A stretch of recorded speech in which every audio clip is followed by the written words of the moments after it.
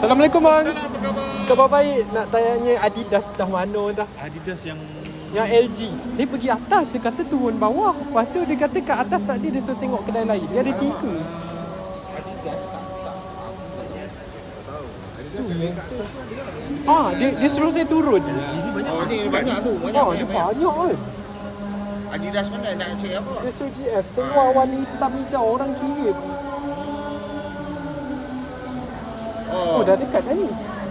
Oh belah Dia suruh atas. Texas sebelah kanan. Betul lah ujung ni. Oh dekat sebelah kanan. Oh ni ada lagi sambungan dia. Wah, Sebelah Starbucks. Sebelah sama. Oh kena naik atas kan ni. Tak. Starbucks ujung sana. Ha? Terus sebelah kanan. Tunggu saya sebelah kanan. Sebelah kanan. Okey. Naik atas sebab ni LG. This one is LG. Oh ya dia suruh naik atas. Naik atas. Naik atas sebelah kanan. Sebelah kanan. Okey. Terima kasih bang. Baik. Ustaz, saya seorang je ni. Oh, ya ke? Dari KL seorang saja jalan-jalan cuti sini. ke? Datang cuti. Saya ada butang tu beli kat Maiden ni.